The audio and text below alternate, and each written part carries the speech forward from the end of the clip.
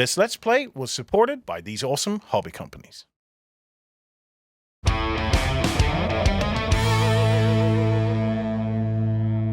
Hello everybody and welcome to the first ever Lockdown Let's Play. I am here with James, who you may remember is the creator of The Drowned Earth.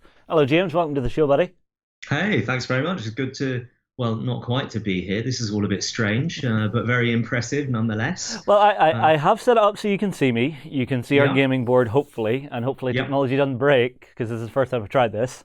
Well, I think for anybody who's watching this during the campaign, it'll make perfect sense. We're all, in isolation. I was obviously planning on coming over and having a few beers with you guys and playing some games, as we've done in the past, but this time not allowed. And so here I am closeted in my home. But I reckon for anybody watching this in the distant future, this will be a great kind of like historical record of the times, right? Oh, my head just went to Galaxy Quest, the historical documents. Well, anyway, James, so we did a bit of an interview about your new game. Yeah. And we are now sitting down to play, I believe it's the second scenario. That's right. Yeah. Well, this is one of the prologue scenarios, and I should make it clear this is very beta. The scenario, at least, we have written the core rules, and everything's in place in that regard. After the campaign, we really need to go and balance the scenarios. The story's written, the scenarios are planned out, but they need to be fine-tuned. But the idea of the first couple of scenarios, the one previous to this, is just a literal walkthrough. You've got a little booklet, and you play along in order that you don't have to read the rule book and learn the rules. That should teach you most of what you need to know, and then you have the rule book afterwards as a reference, basically. But this is the second scenario, and I've got to warn you, Justin, it depending on how things go, it can be a little bit brutal. Okay, so what we have set up is basically we have our four heroes, and they're going after a downed shuttle, yeah? That's right. That's right. There's just a few things I'd like to say before we begin about just the what people are looking at right now. So obviously in the middle of Virageddon, putting together prototypes has been a little bit tricky. And so what we've got is a working prototype of the game. We've got Utahraptors instead of Magnosaurs for various reasons. And just to make it clear, the graphic design is not final, and the components are prototype components, basically. So don't read too much into the look of the cards. It'll all be super polished and professional once it's all been finished. I don't think it looks bad, but there are a few things I definitely need to change. But it's been a bit tricky. The world imploding has made it a bit hard to get our hands on things. But luckily, you've got everything you need to play and to get on with. So that's that. So something we should explain first is the story of where we are so far. So you have gone on your first adventure, and you're about to set sail. The night before you leave, your captain's gone off into the jungle to investigate a crash site that he saw a little while ago, and he has not come back. And it's the morning, and you plan on sailing on the second tide of the day, so you go out into the jungle to look for him, basically. Well, I mean, one thing I do want to say is I enjoy getting my hands on a game at this stage because it's all nuts and bolts. It's all on the mechanics to show the game really well. Yeah. And that's something that always interests me. And I've made a mistake because I forgot a little bit of reset here, because those should be blue.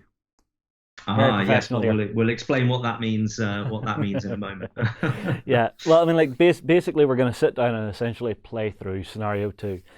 So I'm going to be playing 2 characters. James is going to be playing the other 2-ish. I'm going to be doing the moving and rolling. Yeah. He's going to be making the tactical choices. Yeah. Oh dear, it's all going to go horribly wrong. No, it's fine. Do it on the night. Okay, so I think I've got the scout and the tough, and you've got the brawler and the marksman. Yes. So these are classes of characters which will, during the course of the campaign, will upgrade. You'll be able to buy additional skills through the acquisition of skill cards, and you'll be able to build your character in a number of different ways depending on the combination of cards that you choose. These are all unnamed heroes, so you can name them, write your own backstory as well. And the other thing to note is that the core box comes, as you can see on the table now, it's all standees, and of course you have the option to replace those standees with miniatures from your collection if you have some already, or they're all available to buy from us as well. So should we get started then, Justin? What do you think? Yeah, I'm happy to dive straight into the gameplay and the mechanics. Okay, good stuff. So we've got our 4 heroes are lined up on the edge of the board. We've got all of our deployment and our placement done. Everything on the table is flat. I assume that's going to be cardboard in the final game for all of the different areas on the board. So our different trees, our down shuttle, things like that.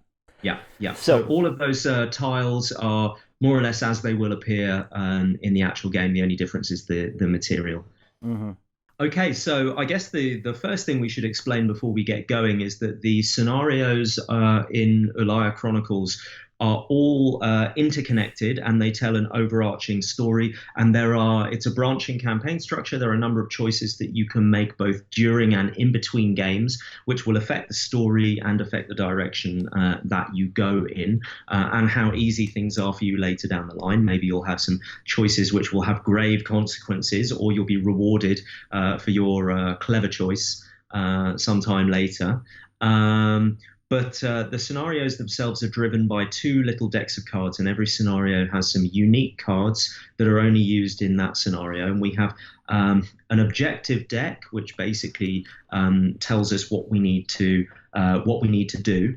And then we have the heat deck, which basically is what happens to us. So one is our objectives, the other is managing the danger of our environment. And typically you need to race to the bottom of your objective deck before you run out of cards in the heat deck in order to complete the scenario. And they have little bits of fluff. We'll see how it works during the campaign. Okay, so that's how the cards are basically going to start running. Where are we picking up from right now with those?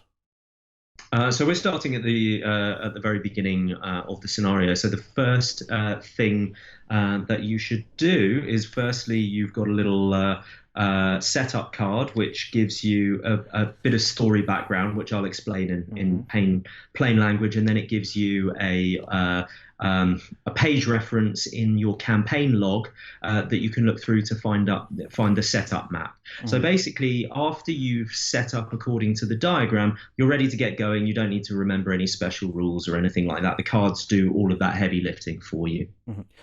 See, that's what I would describe as baked-in mechanics, where you're not having to constantly refer back to a rulebook, which is something that always, I don't know, it breaks the immersion of a game for me if you're having to constantly look back to a book.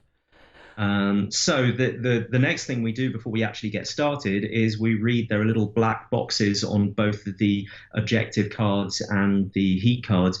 Well, the first thing we should do is the heat deck has 2 options. There's heat card 1A and heat card 1B. And what happens during the setup, you will be asked a question. So, for example, if you have achieved the quick on the draw objective, then use heat 1B. Otherwise, use heat 1A. So I think in this case we did the last scenario pretty well, off camera, of course. And so we go to heat card 1B. Okay, so I'll put 1B on top of that deck, and I'll put the other one just out of the way. And so this is this is one of the ways in which the scenario branches and the campaign branches, and that each game can be played in different ways depending on your choices and the things that you've achieved earlier in the campaign. Let's read the objective first. So I've explained that we're searching for our captain. Well, the thing reads, it appears that the crashed ship is the territory in the territory of a family of Utahraptors. Yep. So at the beginning of each turn, place a heat token on this card, and then it says, flip this card if you have killed 1 Utahraptor. Okay. Yeah.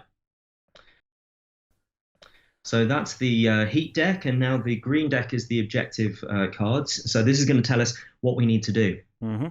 So the first step in finding Captain Brack is investigating the crashed ship. We flip this card when you're in base contact with the ship and spend an action point to investigate. So that's this tile right in the middle of our play area here. Correct. I assume for this scenario we're using a slightly smaller play area than the entire board. Yeah, pretty much nothing's going to happen beyond that river. Mm-hmm. Well, I mean, like that's the deep darkness of the jungle. I don't want to go over there just yet. I don't know what's going on in this world just yet. Right. So we've read those. Time to begin a turn then? Indeed. So the first thing we do is we read for any beginning of turn effects. Mm-hmm. So on the heat card, at the beginning of each turn, place a heat token on this card. So we'll do that. That's one of these little fire tokens. So I'll pop that on there. Okay. Okay. And then we give our characters all of our action points. So they should have 2 action points each. Yep. And then at the beginning of the game, we also give them a couple. It depends on how far they progressed. But for the purposes of this game, we're going to give them each 2 finesse points. Mm-hmm. And finesse points can be used to carry out their special skills, and they only have 1 each at the moment. Well, for someone that has never seen one of the stat cards for this before, so finesse is going to trigger your ability, which is here. Yeah. You've got your name of your character up here, how many wounds they have. What's the next one down?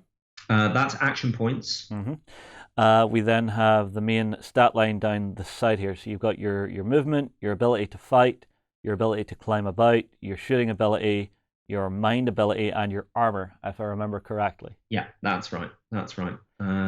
And I guess we can work through the rest of things, explain the rest of things as we go, but also just make sure that you've got 3 synergy tokens. There's a little reference card with synergy on it, which explains what those do. Now, these are a finite resource that does not refresh at the end of the scenario. So you can really build them up if you don't spend them over the course of the campaign, so that you can use them when the dice really begin to hate you. It does eventually happen. Yeah, they're pretty powerful. So it's best not to waste them. And of course, in a game like this, where we know we're not going to be playing the second scenario, we're probably just going to burn through them with impunity. But normally you'd be a bit cautious. Mm-hmm. Okay, so let's get going. So we've done the initial setup phase, and immediately we have an enemy phase, but we skip the enemy phase in the first turn of the game and go to the player phase.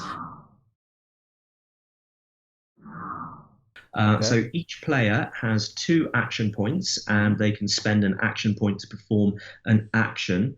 They can do this in any order. So you can spend an action point from one model, then spend an action point from a different model, and then go back to the first model if you choose. Mm-hmm. And there's no activation order. It's actually tactically quite powerful to be able to decide what order they go in and really make sure that you chain their abilities together, and that the people that are good at things do those things in order to prepare for later in the turn. Mm-hmm. Well, then who do we want going first is the question. I'm thinking the tough that you're controlling might be a good idea. Okay. So I think Daisy, as I will call her, mm-hmm. I think she's going to go. She's going to move up to objective token B. Now we'll know that the cards have not referred to objective token B as of yet, so we don't know what it does or anything like that. But she just wants to move in that direction, mm-hmm. and I believe she goes 7 inches. Yeah, she can go 7 inches. So she can go sort of over the top of it. Yeah, about like that. There. Yeah, that sounds good. Okay.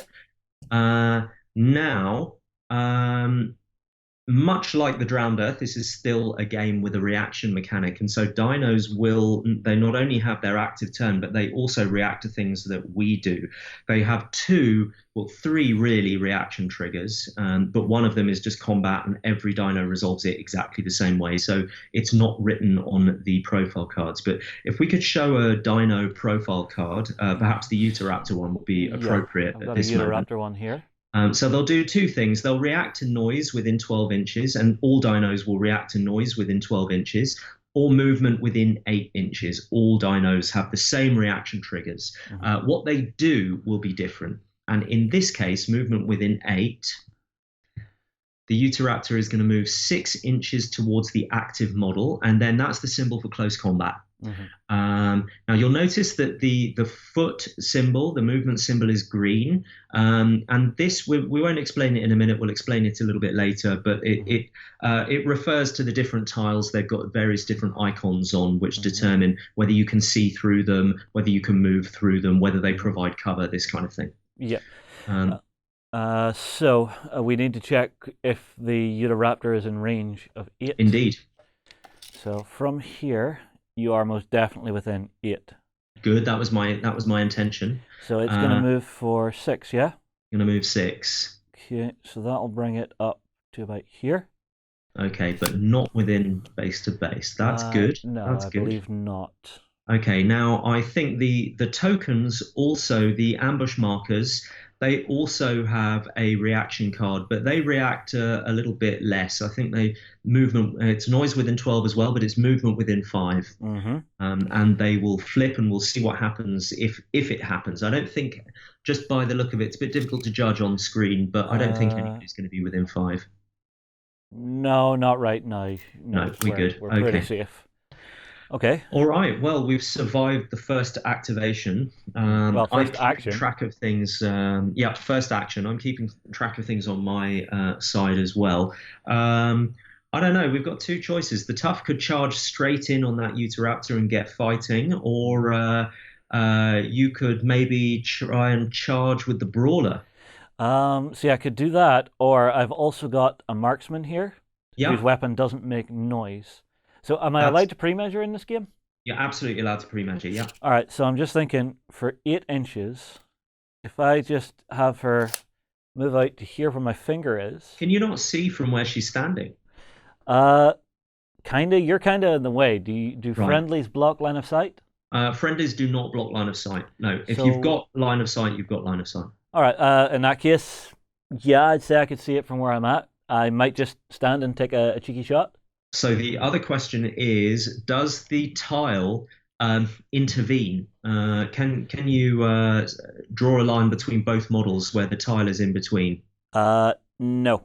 You're between us, but it's not going to get cover. Okay, cool. So in the game, because I'm shooting, I'm going to be rolling 2 dice. Yep. So the green and the orange one here. That's right. So to explain the dice mechanic, we are rolling equal to or under the attribute, and in this case, she has a marksmanship of 7. So she's looking for 7 or under. We roll the green die, is called the attribute die. That one has to be equal or under in order for her to pass. However, if you also roll equal to or under with the orange die, which is called the feat die, there's a special symbol on it which we might see later.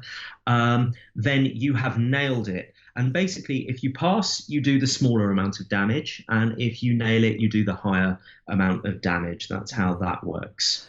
However, the dinos will also roll. So the dinos will always react regardless of what you do. But they only react with 1 die. And to explain, it's a special die which we haven't had produced yet. But it functions exactly the same as the purple one you've got. It's going to be a black die. It's called the enemy die, and it has a frenzy symbol on the one face. And when it comes up, we'll see what frenzy does. But basically, you're going to roll all 3 of those dice at the same time.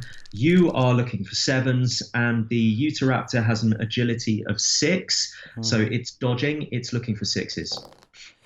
Okay, so I get a 1 on the green dice. Okay, that's good. 2 on the orange dice. Okay. And the dino got himself a 5. So the dino's passed. He was looking for under 6s, but you got a better result. You rolled and nailed it against his pass. So you negate his action completely, and you've successfully hit. And when you nail it, you're going to do the higher amount of damage, which I think is 4, right? Yep, 4 on the bow. Okay, so you're going to roll 4 armor dice. And you're going to be rolling under their equal to or under their toughness to save. Utahraptor's toughness is 4. So 4 or lower. Oops. Helps if I don't knock over the tough. Hope that's not a sign of things to come. Well, we got a 9, a 10, a 6, and a 2, so I think I've done 3 damage. That sounds right, yeah. 3 out of 4. So on its last leg, it's got an arrow sticking out to its neck. Yep. Okay, I'll just put the damage markers down beside it there. So that was action numero uno. Okay, not bad. Yeah. Not bad at all. Can I shoot again? Yeah, do it. Because why not? Rapid fire, let's go. And we get, so it gets a 4, and oh my, I got 2 10s. Okay, well, you definitely did not hit. Yeah. And it successfully dodged, but as it doesn't matter as you didn't hit anyway. You've done no damage and spent her last action point. So that's the marksman out. Not quite. I'm going to spend a point of finesse to trigger her ability. Okay. So spend 1 finesse to re-roll your dice during a marksmanship test. Now, does that mean I re-roll the dino dice as well, or just my dice? It says your dice. Just my dice. Okay. Yeah. Let's see what I can do. See if I can do better. A 3 on the orange and a 10 on the green. Still a miss, I'm afraid. You have to pass on the green die. Do I dig deeper and spend one of the synergies? So synergy would allow us to change it from any face to any face. You know what? I think you should. And normally in a campaign, I'd say hell's no. But for purposes of recording, we're just playing this one as a standoff, as a standalone game. Let's do it. So I'll spend one of those, and that allows me to change any numbered face to any other numbered face, but not a symbol face. Yeah. So I will turn that 10 into a 2. Yeah. So I've got another nailed it. Now nailed it. So basically, you can change your dice, you can change the enemy die, you can even change armor dice if you want to. Now, it wouldn't have been worth doing that on the first roll that I made there, because even if I passed, it had made the save, so I needed to nail it to get through. Yeah. But actually you could have done it to the armor die. It failed. It only failed one roll. It only passed one roll. You could have made it re-roll that. Aye, fair enough. And I can cancel all wounds from a single armor roll as well. Yeah. Okay, so it gets 4 armor dice. 10, 8, 8, 1. It very is dead. Very dead, so. Okay. That is good news. Away. Yeah, and I believe that triggers Utah territory. It does indeed. So we clear the heat off that, keep it to one side so we can remember it. So this card now flips, and we get to read what's on the other side, yeah? Indeed. Okay, so the death of the first Utahraptor has attracted other wild beasts. Spawn 2+X Dilos, which is the smaller type of dinosaur in the game, where X is the amount of heat tokens on this card. Spawn active tokens for each Dilo in excess of 5. So I assume if I was spawning more than 5 Dilos here, I would start spawning these blue question marks. So it's an important thing to know. There's a hard component limit in the game in order that people don't have to buy a million dinosaur models. But what if I want a million dino models? Well, then that is entirely up to you, and you can throw the component limit away if you really hate yourself. But yeah, in this case, we're going to spawn 3 Dilos. So let's have a look at how that works. Okay, so how does that work? I've got my 3 Dilo tokens sitting here, ready to join us on the battlefield. That's right. Okay, so you have 3 spawn markers in the middle of the board, and those have got some numbers on. Basically, what we're going to do is we're going to roll a d10 for each of those Dilos, and that will tell us which spawn marker it's going to spawn on. Okay, so I'll roll for the first one here. It's going to spawn at number 6, which is this one. Plonk it on there. And now what we do is they each, as they spawn, they get a special spawn action. Excuse me. So we're going to draw an action card for the Dilo, and we're going to resolve one and only one action from that card, the first which we can resolve. If you can't resolve one, you just go to the next. Okay, so the first one is an 8-inch range shoot. Unfortunately, it can't see anything, so it's going to go to the next, which is a 6-inch move towards or away, and it's the little nose marker, so it's from the nearest model. And you stop at 6 inches plus cover, if possible. So just to explain towards or away, Mm. what this is saying is that the dilo wants to be exactly 6 inches away, Mm. and it will go towards or away in order to try to meet that condition. Mm. And if it can also do that with and gain cover at the same time, it gets extra points for style. Mm. Cool. So from where we are, it's currently out of line of sight, but it wants to be 6 inches away. So it's going to start moving away, maintaining its cover. Yeah? Yeah. Okay, so from the nearest miniature, it wants to be 6 inches away, and it can move up to 6 inches. Yeah. So to be 6 inches away, it would basically shimmy itself to about there. Good stuff. And that Okay. means it maintains its cover, and it's just moving in a straight line.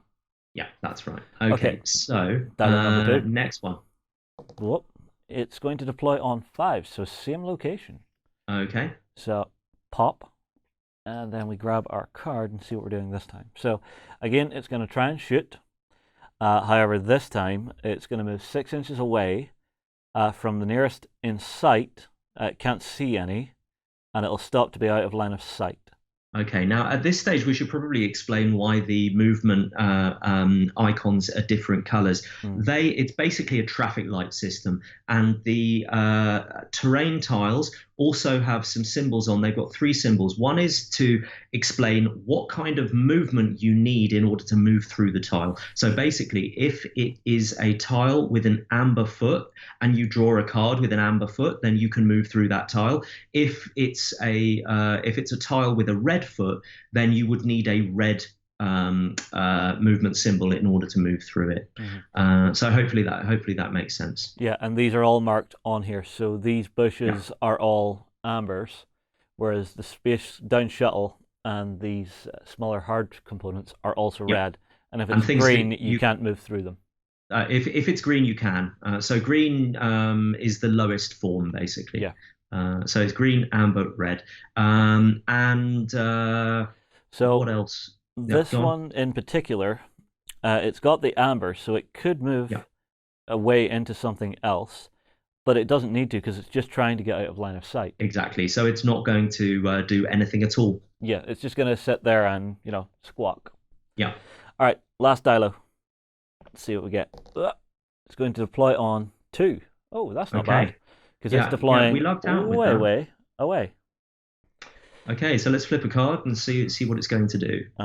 So this one, it's going to move 6 inches toward or away from the nearest enemy. Stop for line of sight at 8 inches. Yeah, so it's going to try and gain line of sight and, if possible, be 8 inches away as well. But its number one priority is line of sight. Yeah. So from where it is, it's got 6 inches it can go. So it could go 6 inches to here, but it won't see anyone. No. Whereas if it goes 6 inches around through to here, while maintaining 8 inches away, it would end up here. That looks good.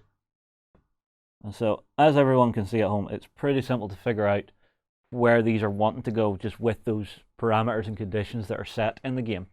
Yeah, occasionally you'll find that there are a number of options, and in that case, depending on whether you're playing on hard mode or easy mode, you can either do the thing that you all agree is the most disadvantageous for you, or the easiest for you. Your call. Yeah, I always play for awesomeness or cinematic moments in games like this. So if it makes sense thematically, what it would do, that's what I would really aim for. Yeah. Okay, so the dilos are done. Indeed. Okay, so now we read the next heat card because we've resolved that one, and we move on to heat 2. Okay, so ambush. Far off in the distance, you hear the call of a very angry-sounding Yuta. Perhaps it'd be wise to hurry up. At the beginning of each turn, place a heat token on this card. We flip it when there are 3 heat tokens. Yeah.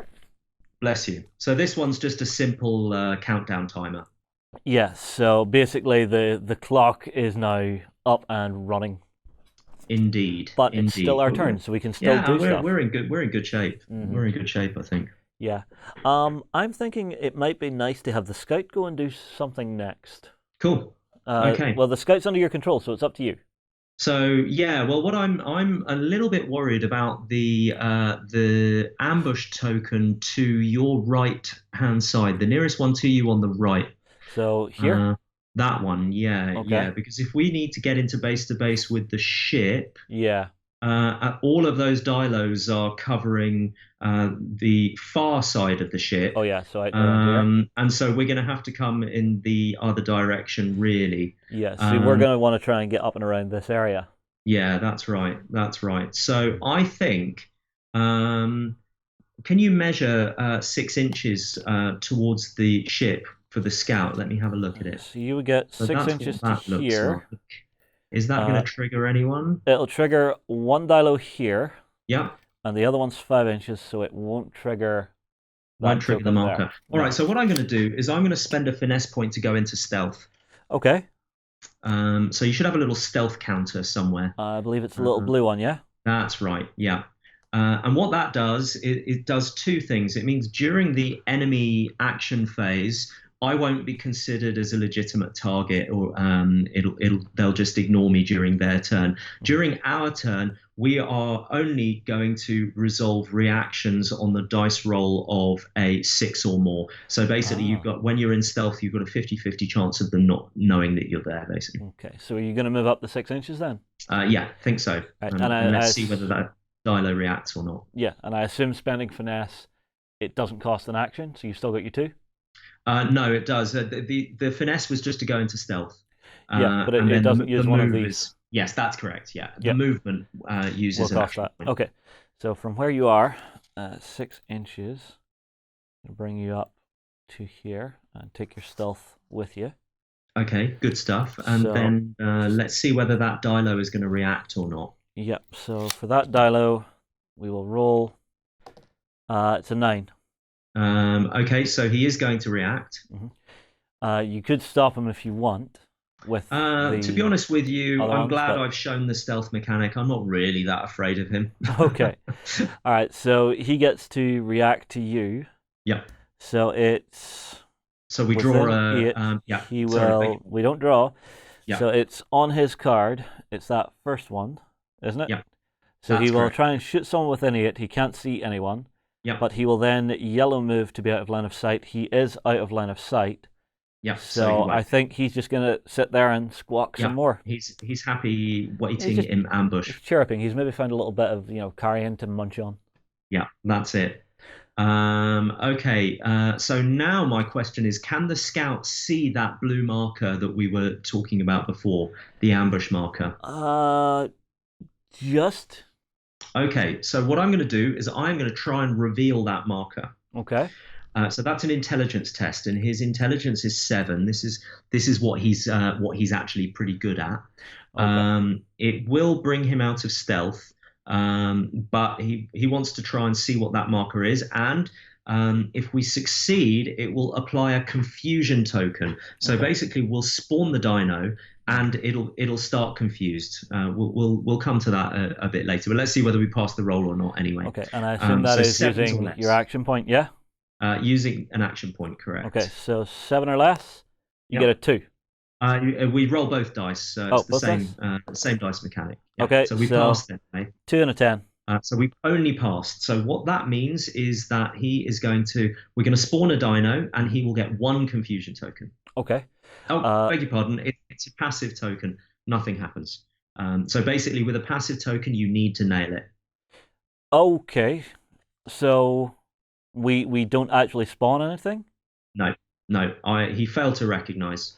Oh, I see. So that's coming from the back of our prologue card.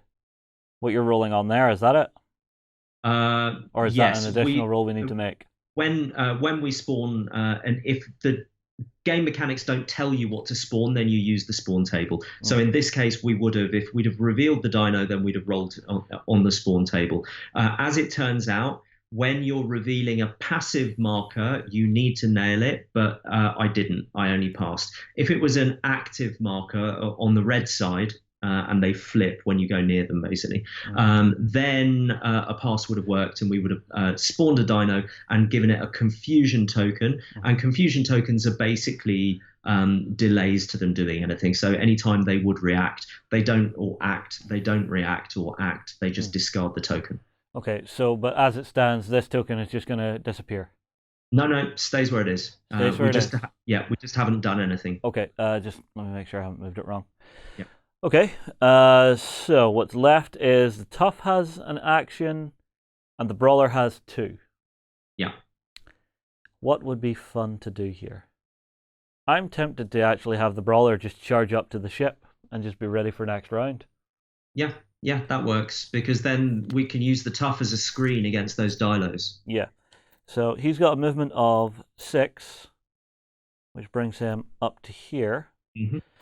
I am within 8 of the dilo, so it's just going to sit there and squawk again. Yeah, we know it's not afraid. And the other one, it is outside of 5, so I'm okay there.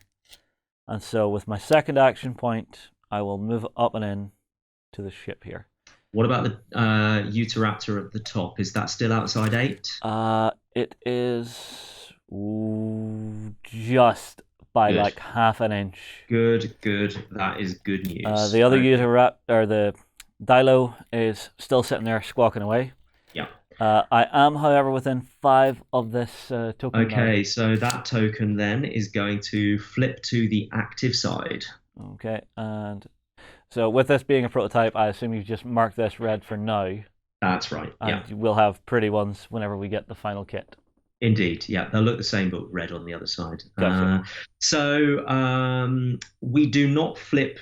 We've got into base to base, but we needed to get into base to base and spend an action point. So we don't flip the objective card just yet. Yeah. But we're close.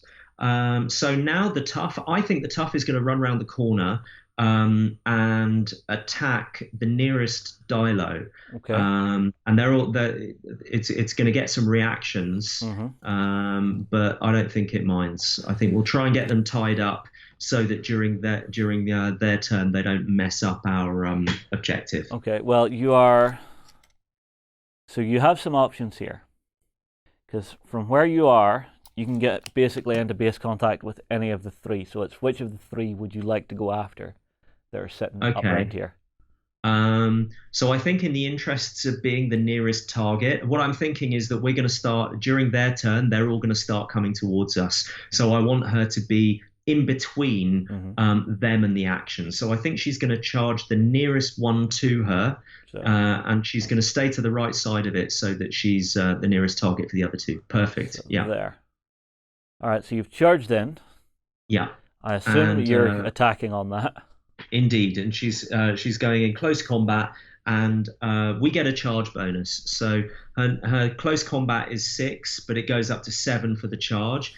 The other 2 Dilos are going to shoot, but those are not they're not opposed actions, and so we'll do them afterwards. However, the Dilo that's being attacked will fight back. Okay, so it gets its dice. Yeah, that's right. Okay. And the Dilo close combat is 6. And so it's looking for 6. I'm looking for 7s. Okay. So you get a 4 on the green dice, 7 on the other dice, and the Dilo gets 4. So that's a tie. In a game like this, can you... Oh, yes, of course, a 7, not a 6. Yeah. Okay, well, actually, I was really eager to explain that that dinos win ties, enemies win ties in this, but yeah, it's not a tie. Good. So nailed it means I think 4 damage, 4 damage, which is quite good going. Tasty. So the Dilos have a toughness of 3, and they only have 2 wounds. So this should be dead Dilo. So we got a 1, a 4, a 6, and a 10. That'll be enough. Yeah. Good. Bye-bye. So we're sitting making way too much noise in the bushes. Yeah. Well, close combat, we can do that relatively quietly, but now poor old Daisy is going to get double shot. Yeah. Just disclaimer: her name isn't really your one isn't really called Daisy. Only mine is. You can call yours whatever you like. No. Daisy's fine. You know, I've got Mira and Cobb out on the field as well. I like it. I like it. Okay, so yes, Dilos, they're definitely within range. Range is 12 inches, Yeah. and they've both got marksmanship 6. So Alright. they are going to shoot. So first Dilo shooting Daisy. gets a 7. No good. Okay, that's not enough. And then it's going to move yellow to break line of sight. So yes. it can move straight through that tile to the other side to break Yeah, line of sight. it'll It'll go go the shortest route there. possible. Straight through. All right, and then Good the stuff. other one The shooting other one's going to shoot as for a well. 7. Misses as well, and it's also going to move the shortest possible distance to break line of sight. Yeah, so it could move 3 this way. Yeah. Or 4 that way, or 4 that way. So it would move 3 up and around behind. That sounds about right. Shuttle. So I think you can already see that the Dilos, they kind of spit and run away and they ambush and that sort of thing. The Utahraptors are much more belligerent, and the in the base game we've got Magnosaurs, we've got Sinoraptors, and even the huge Baryonyx, and they all have different behavior and they really feel different. Okay, so that's end of player turn 1, yes? Indeed. Okay. And the end of turn 1 altogether, there's a little cleanup phase. I don't think we have anything to do in the cleanup phase. No. Some cards have end of turn triggers. There aren't any end of turn triggers. So we just move to the beginning of the next turn. Okay, so we throw some heat onto ambush. Indeed, that's going to get a heat marker. We are going to get all of our action points back. Very important. But not our finesse. Not our finesse, no. Those finesse refreshes at the beginning of the game, and synergy doesn't refresh at all. Yeah, unless you earn it. Indeed, yeah. Okay, cool. So we are now in the first enemy action phase. So enemy actions are resolved from left to right across the board, breaking ties top to bottom. And what we do is we draw an action card for each enemy on the board, and work through the actions on the card, resolving any that you're able to resolve and moving on if you're not. Okay. Well, then we're going to start with the little Dilo up the top of the field here. Okay. So I'll draw his card, and what we get is he will move green 6 towards or away from an enemy to stop for 8 inches in cover. That's right. So the big question with that one is there an enemy in line of sight? Honestly, no, there is no enemy in line of sight. Then he's not going to perform that action. Okay, so then it's just going to try and shoot for a 10-inch. Okay, and again, he's not going to do that either because there's no enemy in line of sight. Cool. Okay, awesome. So we got he's quite happy lurking. You'll find the Dilos do this a lot. If they start with an enemy in line of sight, they do stuff and run away typically. And if there isn't, they might just be happy lurking to ambush you later. All right, so Dilo number 2, who's out here around the back of the spaceship, also out of line of sight because of the way he ended last round, is going to move towards or away 7 inches green from an enemy in line of sight or from the nearest model, trying to stop at 6. So this one will move. Yeah. And it's trying to stop 6 inches away. So honestly, it's probably just going to nip around this corner here. Yep. Like that. It's then going to take a 7-inch shot, and if it was an alpha, it would gain stun, which is the other little symbol here. That's right. So he's now here, shooting to there, and just 1 die. Now, he is going to be shooting your tough, so would Daisy like to react if Daisy can react? You know what? I think so. Daisy could shoot back. It would create noise, and creating noise during the enemy turn is doubly bad. You spawn another enemy. So let's not do that. Okay, I'm kind of glad I'm not playing this with Warren. Let's instead, I think Daisy's going to dodge. Okay, does that cost an action point? It does cost an action point, and she has an agility of 6. All right, so she'll roll the 2 dice, yes? Yes. Okay, let's see what we get. So, so the Dilo gets Not a very good 6. for her. Yeah. Daisy gets on the green gets a 10, and on the other one also gets a 10.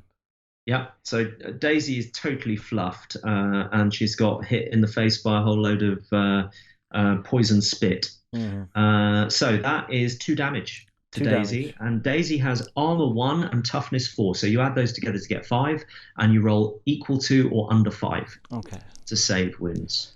3 and a 1. You're Oh, nice. fine. Daisy does not care today. Yeah. You know, what is this horrible fluid? No, thank you, but no. Okay, so who have we got next? We have the big Utahraptor still to go, because Okay. we only have 3 dinos on the field now, because we were Yeah. a little bit killy. And this thing is going to... Okay, exclamation mark. What does that do? So that's a special action. Okay.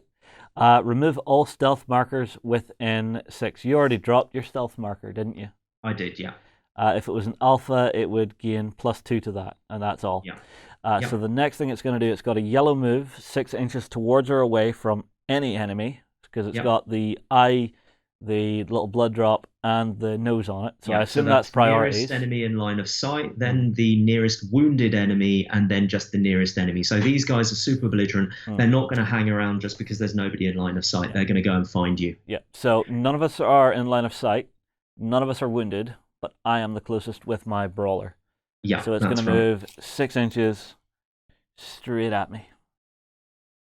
Yeah, and it's going to try and gain base to base if it can. It cannot. But I think it can't. It's too far away.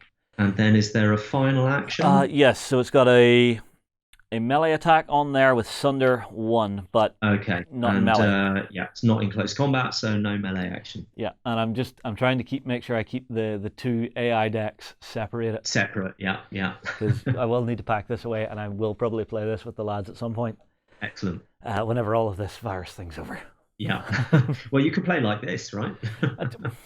Yeah, but then I have to do all the work and the moving. There is that. Do you trust them to roll their own dice? That's the question. Honestly, I would set up a roll bot in Discord.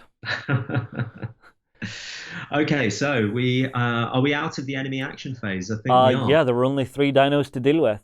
Okay, so now it's our action phase. Okay. And well, I mean, it's tempting to throw objectives to the wind and charge that Utahraptor with the brawler, but maybe we should be sensible and fire the next complete the objective.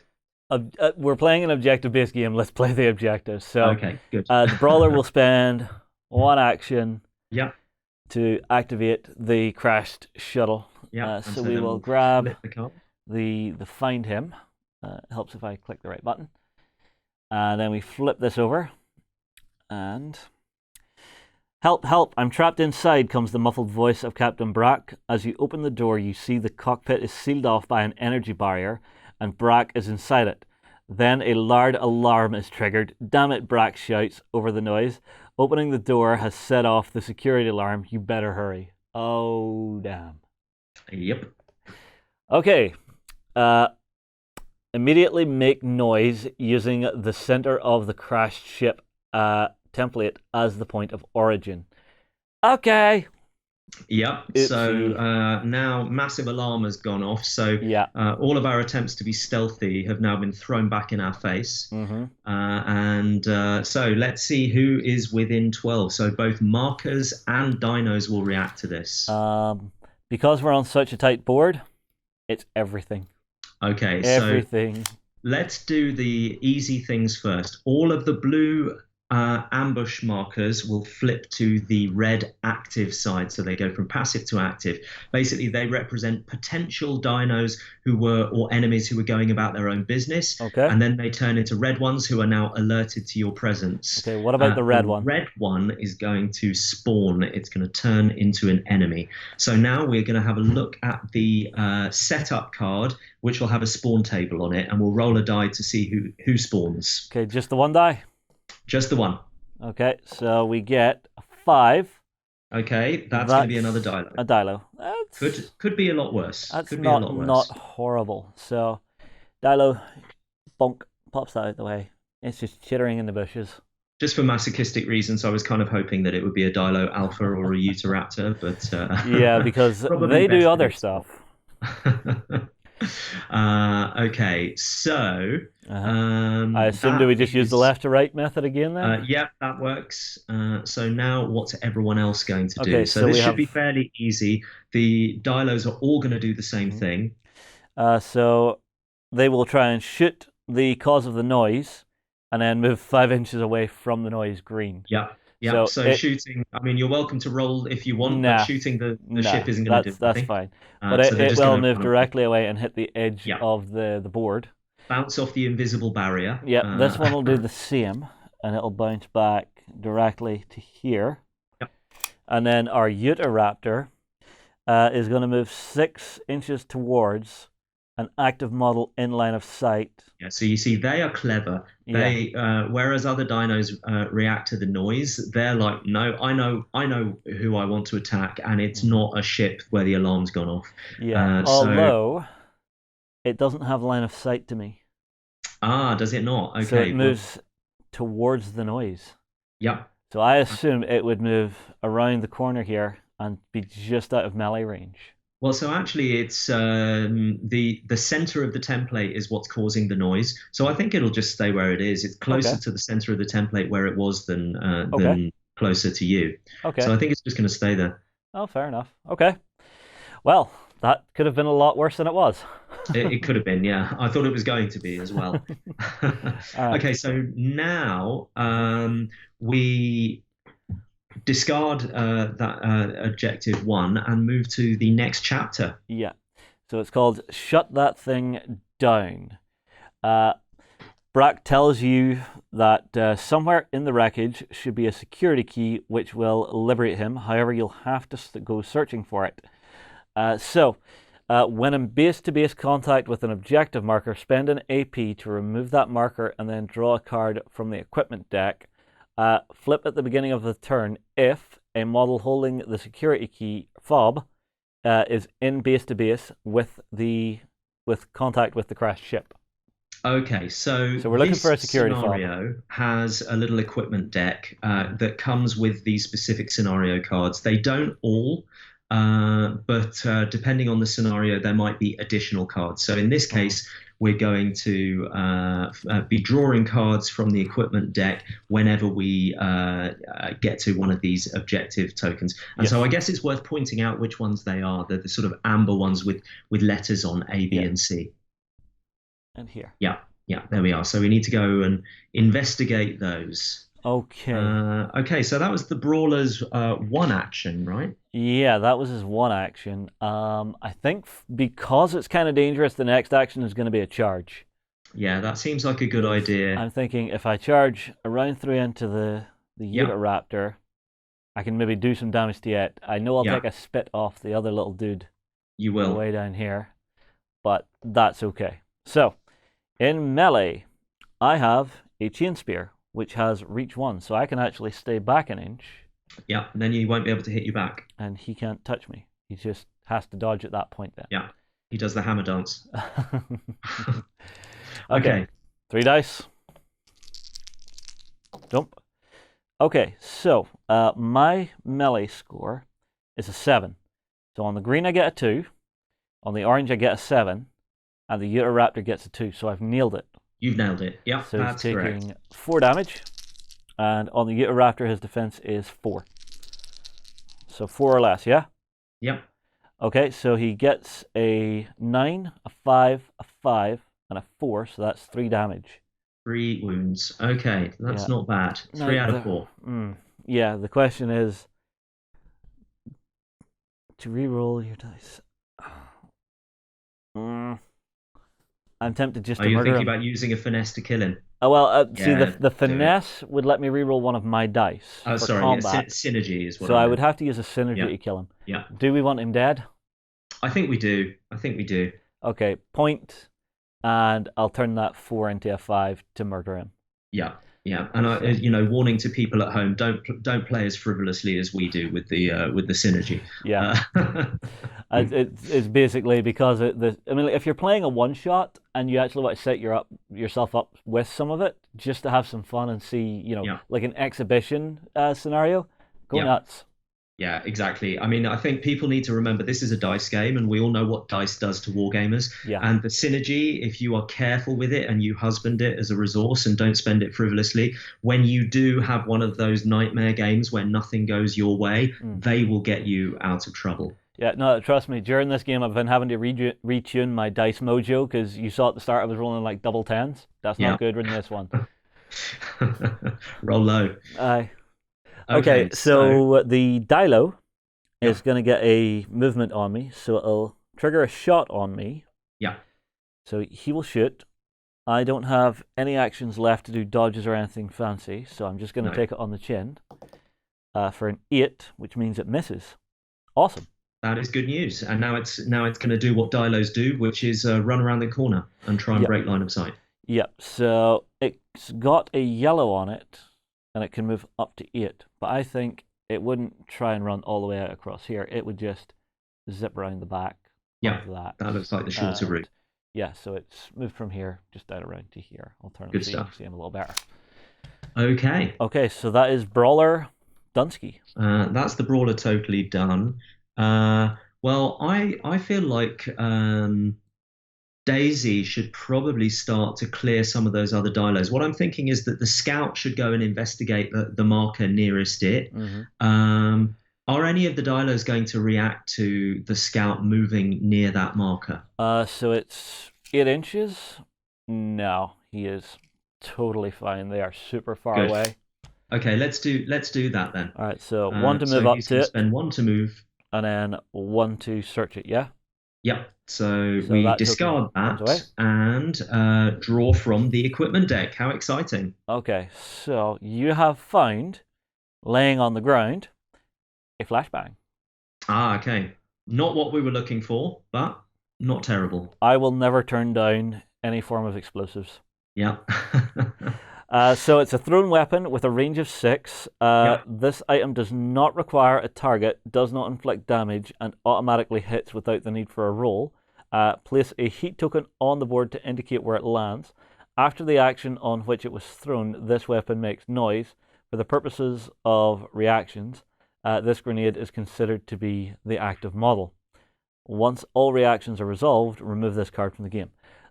I kind of like that because it means that you can start, hurting the dinosaurs a little bit. Exactly. So, as the campaign goes on, you should get more resources that allow you to really control. We haven't seen it because you got your dice mojo back, but the game can be pretty dangerous. People have seen me roll many times. This is not natural. No, I actually went to a con one time where I was playing like a gladiatorial game. Yeah. And I think it was on a D10 system, and I kept rolling 10s on like a hand of 5 dice. Yeah. And the guy across the table from me was getting so pissed off. He's just like, I have never seen anyone roll so many 10s on D10s. What is going on? Professional. Oh dear. Okay. Where were we? So you've got that now. The tough has 1 action left. So maybe the tough should head towards the other objective marker that's being covered by a dilo. The only problem is if she does that, she's going to flip and spawn that other marker. Yeah. Yeah, because you're within 5. That's a bit of a dangerous game, but I think we've got to do it at some stage. What might be safer is trying to recognize it. It's actually out of line of sight, I would call it, from this angle. And she's only got 1 action. Yeah.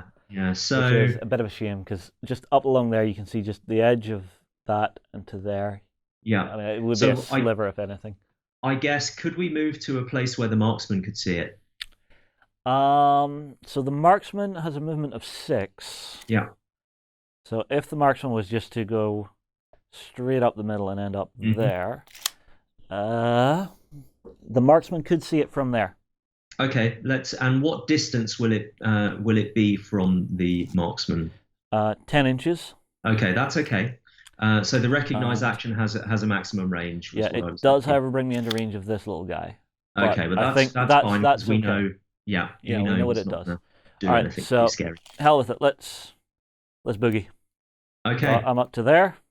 I'm in line of sight, and I will try to recognize it. Okay, so if you pass, we will spawn and give it 1 confusion token. If you nail it, we will spawn and give it 2 confusion tokens. Cool. And if I fail, it just stays there. If you fail, it doesn't do anything Gotcha. negative. All right, so 6 or less. Let's see what we do. So on the green, I unfortunately got an 8, and I got a 7 on the other, so total fail. Okay. Total Okay. fail. It's just going to sit there. Yeah. So then I think, well, that's made our decision for us, hasn't it? The tough, I think, is going to sit tight and not do anything too dangerous, but I'm going to perform another action which doesn't really make a great deal of sense in a standalone game. But she's going to perform a special action called Forage, and Forage gives you foraging points, and those can be used in between games. So it's a way of giving you something to do when you've got nothing to do that can actually benefit the campaign. There might also be scenarios where foraging is actually an objective. So that's what she's going to do. She's going to spend her last action to forage, and hopefully in between games that will give her access to something cool. And by my reckoning, that's us done. Am I right? For actions, yeah. Good. Yeah. Okay. So we get another heat token on the ambush. Yep. So next turn, heat token on ambush. We've got 1 more to go before that kicks off. Yeah, everybody else gets their actions back. And then we start with the dinos that are on the table. So we have 3 dinos to deal with. So the first one up here, if I cut to it, first one up here at the edge of the board. Yeah. It is going to try for a 10-inch shot at a unit in line of sight. It moved out of line of sight, so that's fine. Yeah, good. It will move towards 6 inches towards the nearest in line of sight or wounded. None of us are wounded. No, we've managed to do quite well in that regard. Yeah. So they can't smell any blood. Yeah, is it just going to sit there then? It's just going to stay. Yeah. If there's no actions to resolve, it just moves to the next until you run out. The next dilo across here is going to try to shoot within 10. So I think it is within 10 of you. Looks right, yeah. Yep, it's got range, so it's going to take a shot. Any reaction? No, I think Daisy remembers last time where she spent an action and really didn't need to. Got a 2. Okay, so it hits. And does so 2 Daisy's points. armor rolls 5s or less. Okay. So a 4 and a 6. So you actually will take 1. Okay. And then it moves to its next. So it's going to move 6 inches on a green towards or away from the nearest model.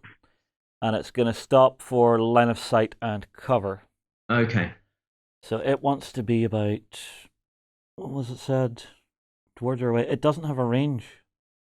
So it can just move anywhere so long as it leaves itself in cover. So I think it would jump up to about here, hug the cover, and keep some line of sight on you. Yeah, it's 6 inches, I think. It wants to move 6 inches. But it doesn't have the threshold on it. Yes, I see. Yeah, they don't always want to maintain a particular distance. But exactly. Yeah. So it can move up to 6, but the key is it wants to have line of sight and cover. Indeed, yeah. With the way that those are, it takes the first symbol is priority, and the second one is an optional extra. Okay, our last one then is this and here. Okay, so it's going to try and take a shot, but it's out of line of sight, and it's going to move towards. It's actually moving towards Daisy, 6 inches, stopping for line of sight and cover. So this is quite an odd one because it's quite so far away, but you're the only one injured. Yeah. And it's a green movement, so it will be moving 6 out and around. I think it would get to about here. It's just about have line. It wouldn't really have line of sight. But well, once line of sight more than cover, so I think it could get it just a line right through there and just clip the edge of you. Okay. Which I think is fair enough. Good stuff. Yeah. So it's our turn, right? Yes, that's all the dinos have gone. So, so I have an option here. I could just shoot it in the face with my marksman and hope to kill it, and then save a couple of actions for my brawler to go running out after C. Yeah. Yeah, that looks like a good option. We need to free up the brawler. All right, so And remember, marksman. some of those Dilo cards have stun on them, and that's never any fun. Yeah, so marksman taking a shot for. Oh, okay, so I got a 1 on Yeah, my regular die, but I got a 10 on my other die, yeah. So you and passed, and it the has frenzied. So it this has is the frenzied. this the actual enemy die will have a frenzy symbol, not a feat symbol, but it's the same type of die basically.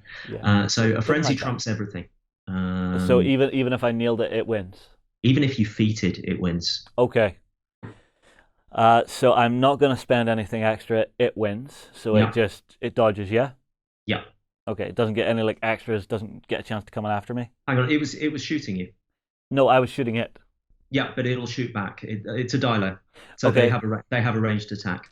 Okay. So it shot back. I thought it was dodging.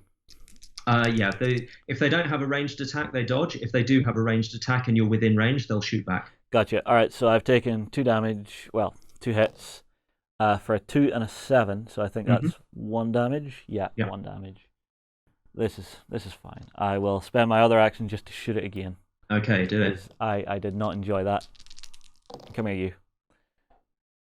So I got a 1 on the green, Yeah. a 10 on the other, and it got a 3. So it has me. passed higher than you.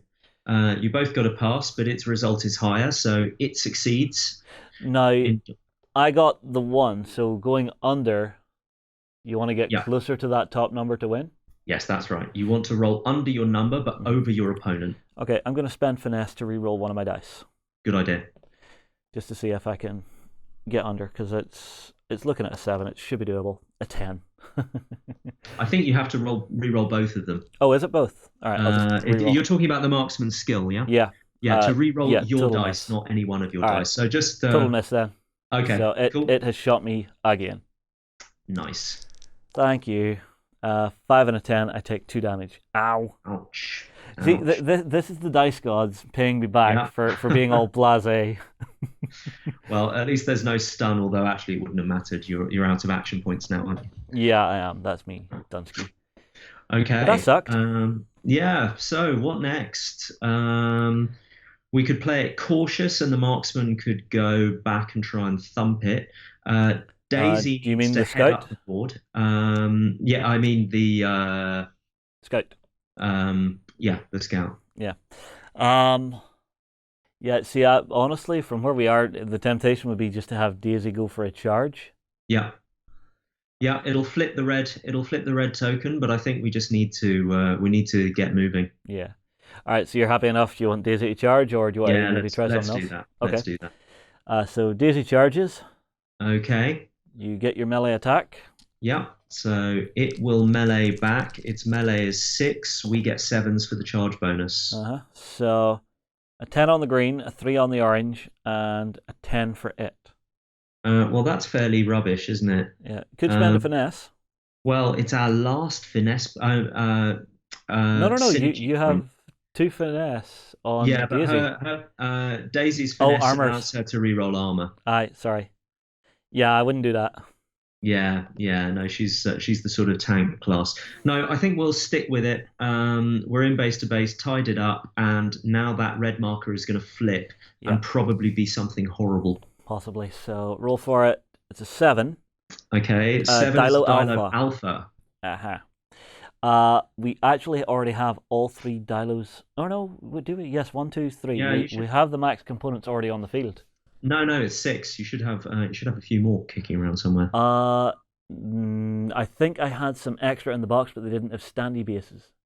Okay. Give me 1 second. Sure. For a little bit of magic, and just like magic, I have one in my hand. Ta-da! Okay, so it is spawning on the red here, so that goes away. That's right, and so that is an alpha. Okay, I'm gonna put a little fire token next to it just to remind me. Yeah, that's a good idea. The actual one will have symbols on them, so it's easy to denote which ones are. Yeah. So that's gonna suck in a minute. Yeah. And Daisy still has an action point. I think Daisy had better just swing again. So something that's important to note is that dinos will, or enemies will react to close combat against themselves, but or combat in general against themselves. Unless it creates noise, they're not going to react to combat against somebody else unless it involves movement. So yeah, swing again. Let's see whether we can do something this time. Okay, spend a point. Let's see what we get. Hup. Oh, very nice. Well, actually, no. So you got a 9 on the green, a 1 on the orange, and it got a 10. So we feated on the orange dino. Yes. Good. Okay, so we have feated. So that's the first time it's happened for us. So basically, a feat does two things. Number one, it's a nailed it result. It beats everything except for a frenzy. And you get your action point back. So Daisy spent her last action point, but she gets it back. Awesome. So you've landed a 4 damage. 4 damage, yeah. So let's see if it can survive. Oh, it helps if I hit the right button. Don't throw dice everywhere. So it gets a 10, a 7, a 6, and a 2. So that is dead dino. Yeah, excellent, excellent stuff. So I'll pop it right there off the board. And you now still have an action point. Would you like to charge the alpha? Well, no. I'm contemplating getting her in base to base with the objective to set that up for next turn, and just kind of. I mean, she is the tank after all, trying to tank the damage. Will she activate the red token at the top of the board if she does that? So 5 inches. You can actually do it without if you go to about here. Great, let's do that then. So she's going to trigger a response from the alpha. What about the dilo? Oh, you're going to get both of them. Yeah, had a feeling. Okay. Yeah. So we'll do basic dilo first. So it'll shoot you, and then it'll move to be out of line of sight. Yeah. So 8 inches. Do I have cover there? It looks like I might do. Yeah, you definitely would have cover there. Good. Okay, so that's -1, so it's looking for 5s, and Daisy's out of actions. So it gets a 10. It misses, that's good. And then the alpha is looking for 7s. It gets an 8, so it misses. Okay, that's good all round. So yeah, sometimes it's better to just run and don't fight. Yeah, but the other part of their reaction, they're going to move to break line of sight. Basically. Yes, so this one would just run into here. Yeah. This one, it's on a yellow, so it does just run right through here. Yeah, nice. And I'll make sure and put the fire next to it just so I can keep track. Okay. So our brawler and our scout are left. So as it stands, I think it's definitely now we're set up to flip that other objective. Somebody should try to kill that dilo which is near the brawler, because otherwise it's going to attack him when he moves. Yeah, well, from where we are here, I would suggest let's try it with the scout first. Yeah. Because that way, if you manage it, the brawler can be moving up to objective C. At the very least, the scout will tie up that dilo, so that's a result. Yeah. Okay, so let's do that. It looks like it's within 6 inches, so he should get a charge, but you'll have to tell me. Yep, you're well in. Great. So we bonk. Nips around there, so the dilo will fight back, looking for a 6, and the scout is looking for a 7. It would be 6, but because of a charge bonus. Yeah. So 9, 8, and it gets a 7. Okay, so everybody fluffs. But the scout can swing again, and now it's 6s all round because he loses his charge bonus. Yeah. You feat. Excellent. Action point back, and that is a massive 2 wounds with his little knife. It might be enough. This is not what he's built for, but 8, 3. So it takes it 1. saves 1. Yeah. So, okay. Wound. Well, you've got another point. As we feated, we can go again. So let's try that again. I do like the idea of the feat that you're just doing so well. So you succeed on a 2. You've then got a 10, but it's got a 6. And so it's passed higher than me, so that's no good. And I think at this stage we're pretty close to the wire on that synergy. I think we should save it for something more significant. Yeah. So I'm just going to take the hit. Okay. So it passed higher on a 6, so it's going to do 2 damage to me, and I'm looking for 3s or less. You get a 10 and a 4. Take 2 wounds. 2 wounds. Okay. I'll just put it on the board next to you. But he Yep. is tied up now, which is good. He's tied up. Yeah. All right, now, do I move to assist and kill this? No, I think we need to be on the objectives just in I case. think that's the right call. The things there. So, tell you what, I'm going to move to here. Yeah. That's my first movement. Does put me within 5 of this, so I need to roll to see what it is. Okay. Because I'm within range of its movement. So it's an 8. That is not good news. That is a Utahraptor. Yep. Okay, and we're going to draw a card for it immediately. Yes. And resolve just one action. So during your active turn, you do the whole card. During a spawn, it's just the first action you can resolve. Okay, so it's going to move 6 inches towards the nearest model, and it's going to try for base to base or cover. It's got me. So it is, from where it is, going to just run around here for 6 and be in base with me. But it doesn't include an attack on this card. Yeah. It will be the next action on the card. So it's moved up, and it's just looking at me. That's it. That's it. And so I have You've got a point one left. more, haven't you? Yeah, I do. So I'm going to smack him. punch it in the face. Good idea. And it will try and bite me back. So let's see what we get. Yep. So I am looking for a 7 or less. Yep. I get a Looks 6. like you have passed, and it passed 9. but lower. And it's got a 5. So I hit it for 2 damage. That sounds about right. That's fine. 3, I think. Yes, 3 with the chain spear. I think I'm 3 4. And then its defense is 4. It's looking for 4s. Yep. 8 8 2. It's going to take 2 damage. Good stuff. It's a start. It's a start, but I was kind of hoping that would not be as bad as it was. Also, are you in 5? You're in 5, aren't you? Just. So I have to roll for the other one as well. Yeah. Damn it.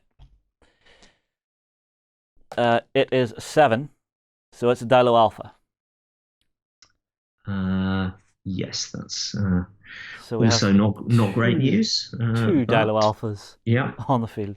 And now we draw a card for it and resolve an action. If it can do anything, I have a feeling it might not be able to. Let's see. So it's trying to shoot in line of sight. Can't see anybody. Good. What's the next one? So we can't resolve the first, so we work down the rest of the card till we can. I thought it was just... Oh, okay. Yeah, we only do one action. Away. Away in line of sight, 8 inches away. Stop for... Oh, away from the nearest one in line of sight. Stop to be out of line of sight. It is out of line of sight, so it doesn't move. Yeah, that's right. There's no model in line of sight, so it won't do that action. Yeah. Okay. Cool. That'll be player turn. Good stuff. So we are now at the beginning of the next turn. Yeah, 30 goes on to ambush. Yeah. So it's going to trigger. This is not good news. Okay. The calls become louder. One suddenly a salivating, gnarled, muscular Utahraptor bursts through the undergrowth, charging straight at you. It seems the matriarch of the family has arrived. Spawn a Utahraptor Alpha. Oh dear. Yeah. I mean, you think this is bad? Wait until you read the matriarch card. Okay, so. So I have to spawn it somewhere. So let's figure out where that is. Yeah. 10. Which is my. Right on top of the. It's spawning right here. There. Yeah. Now I don't actually have a base for it at the moment. So what I'm going to do is I'm going to pop our regular little Dilo off here. He can just sit flat. And I'll put Big Mama Utahraptor on it. Cool, makes sense. I'll put a heat token next to her. So, morning everybody. She's hungry. So I hate to tell you this, Justin, but we've now got to read the next heat card. Oh, yeah, I forgot about that. Yeah, and it's not good news. The matriarch of the family arrives, and she's not happy to find her dead children. Not happy at all. Each time the Utahraptor Alpha is wounded, discard all wounds but 1. What? Yeah, so just to be clear, that I need to reword that. It doesn't mean all existing wounds. It means it only takes one wound every time it's wounded. Yeah, no, that's kind of how I read that. Yeah, yeah, A player character is taken out is the only time this flips. Okay. yeah, Okay, so we're not on the clock anymore. We're not adding heat tokens to it. yeah. It's just Big Mama is there. Don't die. Yeah. Okay. So start of the round, everybody's going to get their actions back. Yeah. So let's quickly take care of the housekeeping. And then we have to start activating dinos. Okay, so we'll start with the little dilo at the back here that's off its stand. And that's the last dinosaur card, so I'm going to be reshuffling this in a second. Yeah. So first, it will heal for 2. It's took no damage. It will move 7 inches towards an enemy in line of sight. No enemy in line of sight. And then it will try and shoot. So it's just sitting grumbling to itself. Yeah. Cool. That's now, good. The alpha. Long may that continue. Well, alpha 1, then alpha 2, then Utah, and then Utah alpha. Okay, so the first alpha of the game, it's going to move 6 inches towards or away from a nearest model on a green, and it's going to stop within 8 in line of sight. So 8 in line of sight, it'll come around here for 6, and 8 inches back means it can come right around the corner to here. So it stops here. And it's then going to shoot you at 10-inch range. So it's in. Any actions from the tough? Is there any stun on the action card? Yes, stun 1. Then I am just going to take it.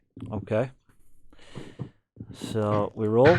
It gets a 9, so I think that's It a misses. miss. Good. Which is The reason fine. why I waited, I wanted to take it is because if I react and spend an action point and then it successfully hits, I have no action points in the active turn to flip that marker. Yeah, and then because it's an alpha, it gets an extra action, so it's going to move 6 inches away from you to get out of line of sight. So it's just Okay. going to move the minimum behind this Yeah. bush to be out of the way. Okay, second alpha, away on the far side.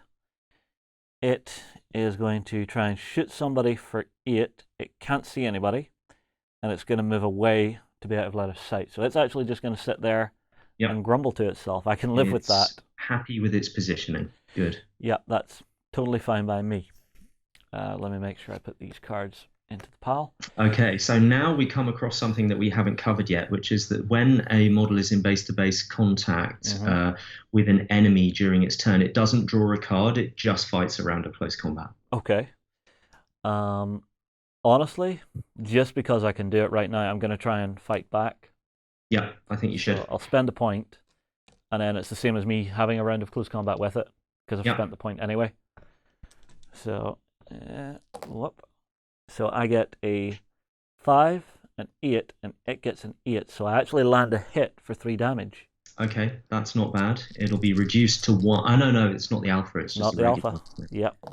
So it rolls an 8, so it takes its last point and dies. Good. Gons. That's excellent news. I will nab the base off this for our other little dilo here. Just so everybody's standing up again. Take the wind markers away. And cool. So I think I've done that right. I think it's dead. I'm calling it dead. Yep. Good. Okay. Then it's the mama who spawned right next to you. Now, whenever they spawn, do they spawn in close combat? They will spawn in close combat if they, if that's where they've got to go. Then yeah. Then it has spawned in close combat with the scout. Nice. Actually, I think we should have drawn a card for it when we spawned, but we'll hand wave over that one. Okay. Again, it's sometimes you get excited in a game like this and you miss a step. I never panic about it because the whole point is, are you having fun? It's not to be precisely playing every single step. Yeah. Okay, so it's in combat. Is the scout going to try and fight back, or is the scout going to try and maybe dodge? I mean, I think defensively the scout has got to react, and its close combat is 6, and its agility is 7. So I think it had better try and dodge. Okay. So 2 dice for the dodge, yeah? Yeah. Okay, and you're spending a point there. Let's give it a go. Up. So it gets a 3. You get a 4. And So then I an 8. passed higher. Yeah, so you dodge. Yeah, so successfully dodge, which in this case you would get an inch of movement, but I don't You're know kind of whether it surrounded can. there. Yeah, whether it can get out of base to Because base. the last dilo is Yeah, kind of locking it you in. it would have been nice because then the last Dilo, well, no, then the last Dilo would probably have spat at me instead, Yeah. which is also not great. Yeah. But okay, so over to that last Dilo, who's now going to fight a round of close combat. The scout has already performed one action. Don't know, I think it had better fight back. Okay, so you're spending your last action to fight back. Yeah. Let's see where we go. So it gets a 6. Yeah. And its close combat is 6. 6, yeah. So you get that's a good. 5. I can't see what the and orange a dice 10. says. 5 and a 10. Right. So it's passed higher. It passes, so it's 2 points of damage. Yeah. And your armor is 3. You get an 8 and a 2, so you take 1. Okay. So that's the scout scout's is first now one. fairly badly injured. No, the scouts only took 1. Really? I thought I got no, 2 on him for some reason. It's the marksman has 3 on it. Oh, okay. This is why it's handy for both of us to be tracking. Yeah. I can't be trusted with these things. It's a well-known fact. Okay, so our phase now, right? Yeah. I think let's get to business. Yeah. And Daisy should flip that token. Okay, so token A is going away with an action point for having done it. And we are going to have a look and see what we got in the card.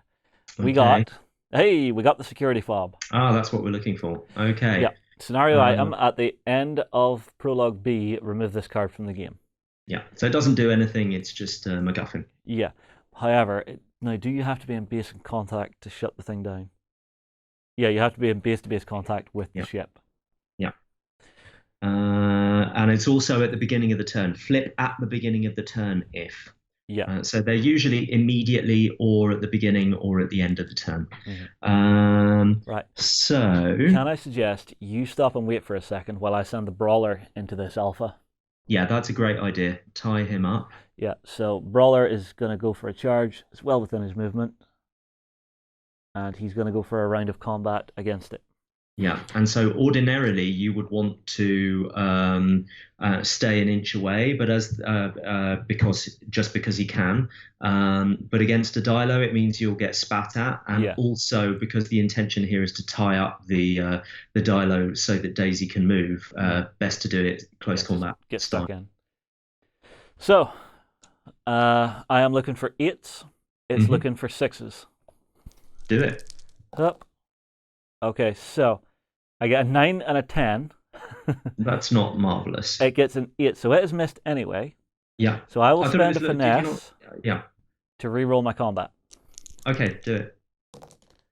5 and a 10, so I pass. You passed, so 3 damage. 3 damage, yeah. That's fine. Yeah, and it's 3s it's looking for. Yeah, so it gets a 9, a 7, and a 4. So it's dead. Nice, Bonk. Nice. Yeah, they've got 3 wounds. Murder. That's a bit better than the regular Dilos. Yeah. Cool. Okay. And I still have an action point left. You do. Now, what's the best way for you to spend that? Well, actually, why don't you hold off for the moment? Yeah. Let's see what happens with Daisy first. Now, I should really stop calling it a Daisy. Can the tank get into base to base with the ship in such a way that it doesn't get in line of sight of the Dilos? There is a very narrow window. Do it. So from here, 8 inches away is here. Yeah. And from here, you're out of line of sight of them. That's good. So if you go right to there, you're out of line of sight of these, even though they trigger, they do nothing. Yeah. And this one, you're outside. And also, you're in base to base with that one, so it won't react to me. Okay. Well, you're in base to base because you have the scout. Yeah. So now shut that thing down. We've reached the flip condition, haven't we? We have, so we could just burn our orders for the rest of the round. Yeah. I think we should try and kill stuff if we can. What about? I mean, that Utah Alpha has taken no damage. Yeah, but it We is can't in shoot close into combat. combat. Yeah. Yeah, it's not looking good. I mean, I could send my marksman to shoot the other Dilo Alpha. Yeah. From where we are, if I move up to about here, I can just take a pop at it, Yeah. even if it does get a shot at me. Is the Brawler? I think the answer is no. Is the Brawler within 7 of the Utah Alpha? No, he is 11 inches away. So he should definitely move down so that next turn he can get in and try and help our scout. Okay, he'll move up to there. Okay. Spend his last point. The marksman spends 1 to move 6. Yeah. Out to here, which does trigger this one on movement, the Alpha. Yeah. So but we're going to also spend an action to make it an opposed roll. This is a special snapback action. Okay. So basically, whenever you are attacked, if you have an action point, you always have the chance, as long as you can legally attack back, you always have the option to make it an opposed roll. Cool. So we'll make it an opposed roll. And we'll see what we get. So you look for 7s, it's looking for 7s as well. Well, I got double 2, so I've nailed it. You nailed it. Got a 4. So Good it's taken stuff. 4 damage. Yeah. So 3s, it's saving on 3s, and it's got 3 wounds. 8, 8, 9, 6. It's very dead. Excellent. To the face. Excellent. That's what we like to see. Yeah, dead dinos everywhere. We'll skin them later and cook them up for dinner. Dino steaks. Feel like foraging points in the Flintstones. All right, so make then, sure I carry that with me. We're now all done. Actually, yeah, you were on 3 for your Mano. Yeah, that's what I thought. Sorry, I've miscounted. It's me you can't trust. No problem. All right, so start of the next turn, right? You use that. Yeah, so start of the next turn.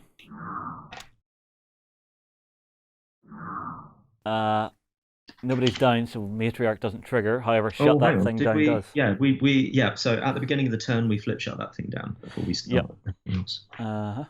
So it will flip, and I'll read the text on here. So, bzz, and the shield is dropped. Thanks, but we got another problem. Turning the ship on triggered something. There's pressure building in the fuel tank. I think she's gonna blow. Brack presents you with 2 choices. Either you set the engines to fire, releasing the pressure somewhat, or you can spill the fuel, which might give you more time, but it sounds like the more dangerous option. Oh. I'm going to leave this decision, this critical decision, to you, Justin, because I know what happens when, depending on which one you choose. Right. So it's either set the engines to fire, which means it's actually going to try and take off. So there isn't a right and a wrong answer necessarily. Right. In certain situations, each one might be more beneficial, but this isn't a kind of hard got you moment. Yeah, well, I mean, like, my brain is just going cinematically, what would I do right now? Would I try and set it to fire, or would I try and actually turn it off? Now, because it's the tough that's doing this, I'm not expecting much in the way of brains. So I'm going to say the tough would try and fire the engines. Cool. Okay. So that means now, to explain, just like at the beginning of the game, we've got 2 chapter 3s, basically. There are 2 options, 3A and 3B. Yep. One is jettison the fuel, and the other is vent the engines. So we discard the one we didn't choose. Yeah. So that's jettison the fuel, we're venting the engines. Yeah. And I will give this a read. Having rescued Captain Brack and setting the engines to vent, the players must now escape. Place 2 heat tokens on this card at the beginning of each turn. Remove 1 heat token. Players may escape the board by moving off any board edge. At the beginning of each turn except this one, the rocket engines will fire, measure a 4-inch area wide and 10 long from the engine portion of the ship, of the crash ship. Any enemy units in that area are instantly killed. And flip this if there are no heat tokens left on it, or if all players have escaped. So basically, it's time to boogie. Yeah. So Right. if we managed to get if we managed somehow to lure the alpha around the back of the ship, we could get the engines to burn it to death, Right. basically. I feel like that's probably optimistic in our current situation, Yeah. and maybe we should just make. Well, we've got to get the We kind of have to save our scout yeah, first. we've got to get the scout out of there somehow. Yeah. And probably the best way to do that is going to be kill that Dilo and then have the scout dodge out of combat. Yeah, because having to spend like 4 combat actions to kill the alpha, not a great plan. Yeah. Okay. So we're at the beginning of our turn again, so we'll load everybody up with their points, and then dinosaur actions. Okay. So, Few less to worry about this time. Left to right. Yeah, so first little Dilo, he is out of line of sight. He's not really doing anything with this card. So it's just sitting there grumbling to itself. We then come to the Utah Alpha. And we don't draw a card, we just fight around a close combat. Apologies. Okay, so it's going to fight around a close combat. Do you want to try and fight back? I think I'd better, don't you? Well, not fight back, sorry, dodge to try and save your ass. Because you actually do have space to dodge out this way. Ah, that's awesome. Okay, yeah. Yeah, now the marksman has moved. Okay. Yeah. So, it gets a 3, and you get a 9 and an 8. Well, that's no good, Justin. That's no good. We can't even use the synergy to re-roll to reposition one of those. Oh well, I guess it's rolled an 8, so it's failed. Well, no, no. It's rolled a 3, and you've got a 9 and an 8. But if you turn that 9 into like a 4, you succeed, but higher. Yeah, true. So you would dodge. True. Yeah. So okay, if we spend it for that, let's do that. All right. So that 9 becomes and 4. that's a synergy point well used. This is like a critical moment in the game. I feel like we did a good thing there. Yeah, and the Dilo's probably going to spit at you, but it'll probably run away after it's done. Yeah. So pop 1 inch out of combat to here. Good stuff. Near enough. Then it's the last little Dilo is going to have a go. So it will shoot you with stun 1. Yeah. And you've spent 1 to dodge out of combat, yeah? I have, yeah. And so it's basically a toss-up whether I mean if keep it and run away. Keep it and run away. Yeah, I think it's just we see what the dice tell us. Mm-hmm. All right, so let's see what it gets. It gets a 6, so it does hit for 2. And it's a 9 and a 10 for your save, so you do take 2 damage.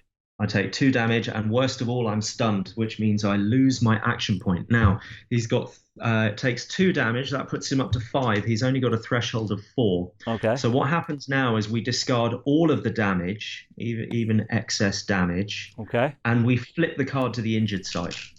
Okay, so on the injured side, what are we seeing here? The injured side, the stats aren't as good. Yeah, you're going... Well, your movement's still the same. We're trying to run away, so yeah, he's not feeling quite as clever, and his range isn't great either. But yeah. So, and worst of all, he's out of action points. That's no good at all. All right, I have an idea, a cunning plan, if you will. Go for it. All right, now I hate quarterbacking, but sometimes something occurs to you and you just have to share it. So. Your Tough has a flashbang. He does indeed, yeah. That is a very good point. So you could chuck that flashbang to draw the raptor away. Yeah. In fact, it's even better than that. The scout has the flashbang. Was it the scout? Ah, fair enough. Yeah. Yeah, so you could chuck it to actually draw it like out of line of sight. Yeah, that would work nicely. So where would you like to place your flashbang?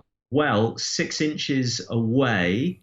In a straight line, which breaks line of sight from the Utah, preferably. So if you do it like here, that will put this between everything in it. No, you see, there is a problem with this plan. The Utahs are a bit cleverer than that. They are going to move towards the active model. Yeah. So that's unfortunate. Yeah, it is. It was a good plan, but I have another plan. The scout actually is going to go into stealth. Okay. Yeah, because you still have 1 point. I'm going to retcon slightly and say we did that. We haven't activated anything else, have we? No, we've done nothing else. Yeah.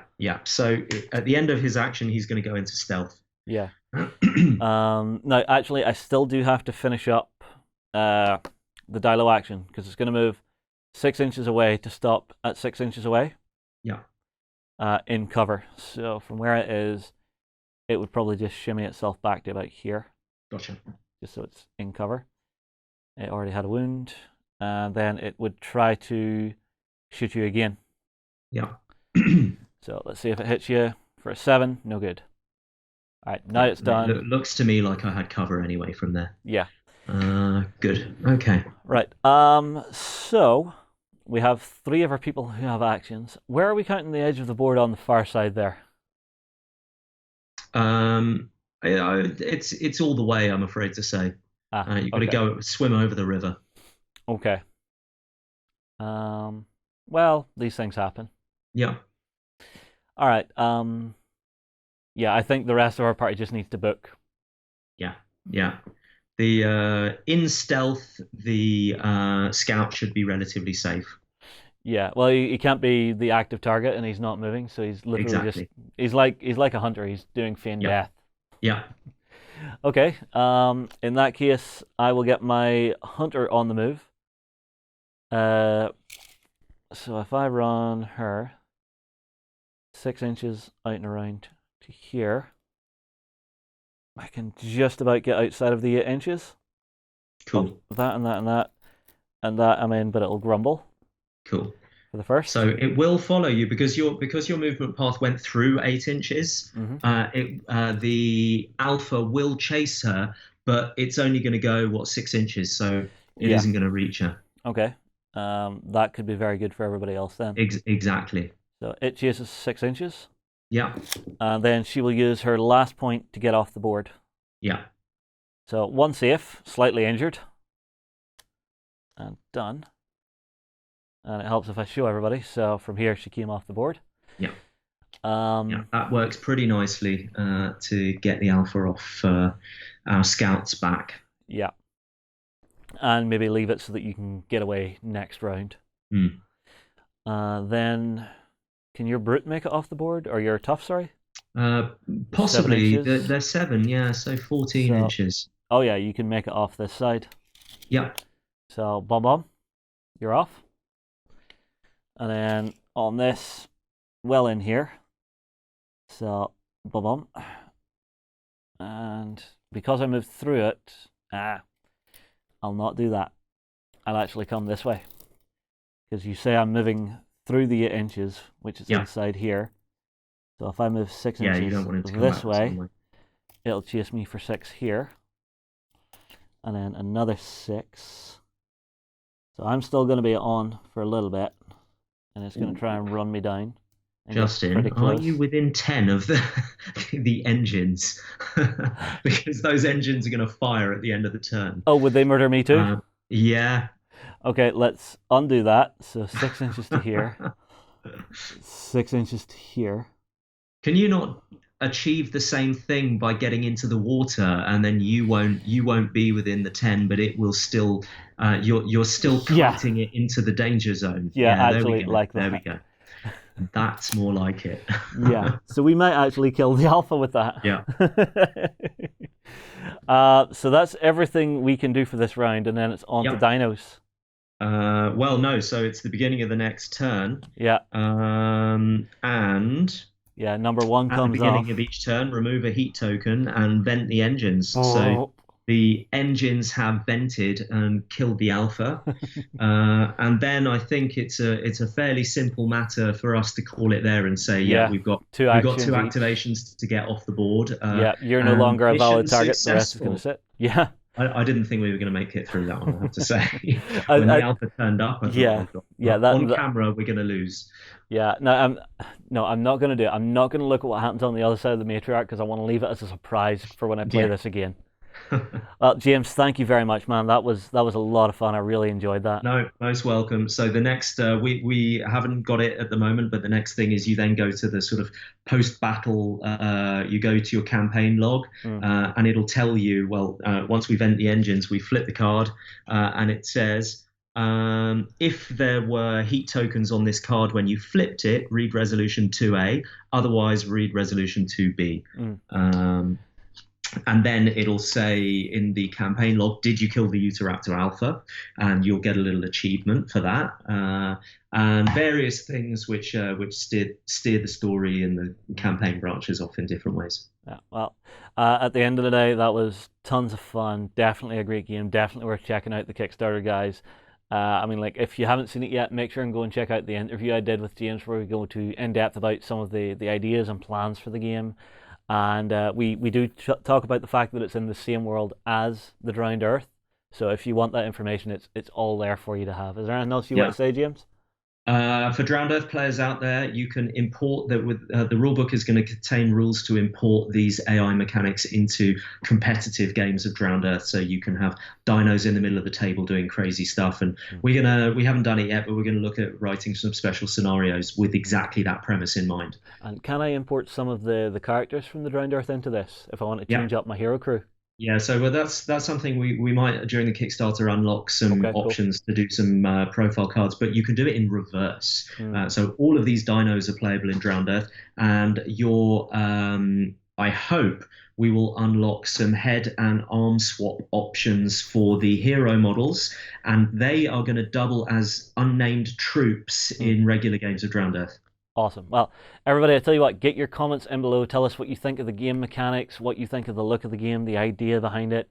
Myself and James will move on here. We will see you again another time. We hope you enjoyed this Let's Play. Go ahead and check out our other content on screen now. And while you're at it, why not hit subscribe and remember to ding our dong. Go on, you know you want to click it. Go on.